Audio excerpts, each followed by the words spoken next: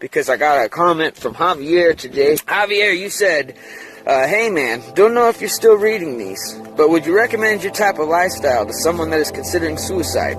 To see your videos bring me a type of joy I know I could never get from the world in which I was born, and to compare this to the life that I'm supposed to live really makes me want to keep fighting for life. Living like this is almost like a form of suicide where you don't kill yourself. A form of suicide where you keep living. Because, you pluck yourself out of the world. What our definition is of the world, which is, planes, trains, automobiles, the cities. That's our mental limitations of what we think of the world as.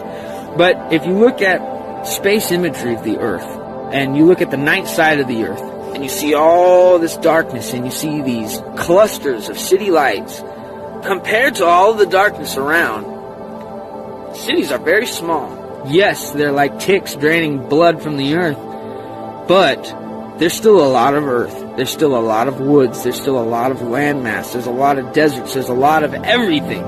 So I think a lot of us, we take for granted just how big the world is and how much there is left to explore. A lot of people, you'll see them say like, oh, we're born too late to explore the earth.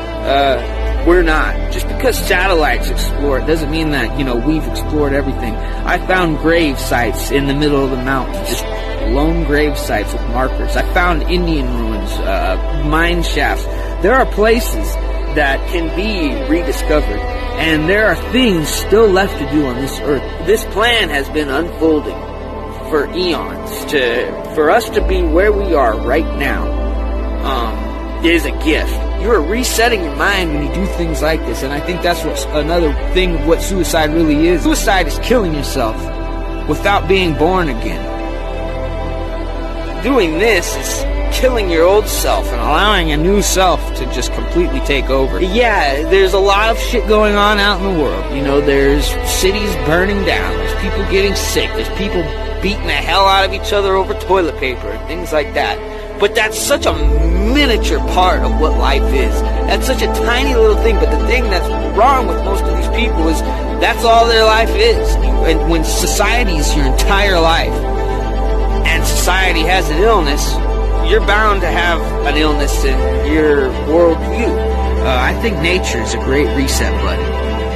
And you don't have to just dive right into it, be a hobo like me. Problems with society start seeming real trivial. Everything that happens down there doesn't affect me, Like all the problems that go on, I hear fear on the radio all the time. Just breathe the fresh air and be thankful you're alive, because the energy it takes to make these trees grow and this grass grow, and what it takes to make a human heart beat that's beautiful to me. That's why I don't really like a lot of the nihilists.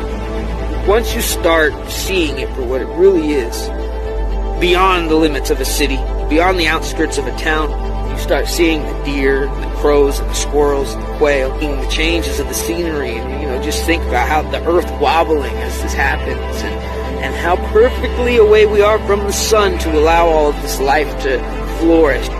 It's amazing, and be thankful for it. Don't let what's going on right now in the world get you down. And don't let civilization make you think that that's all that exists, because there's a whole world out there. Every acre of it is worth going through.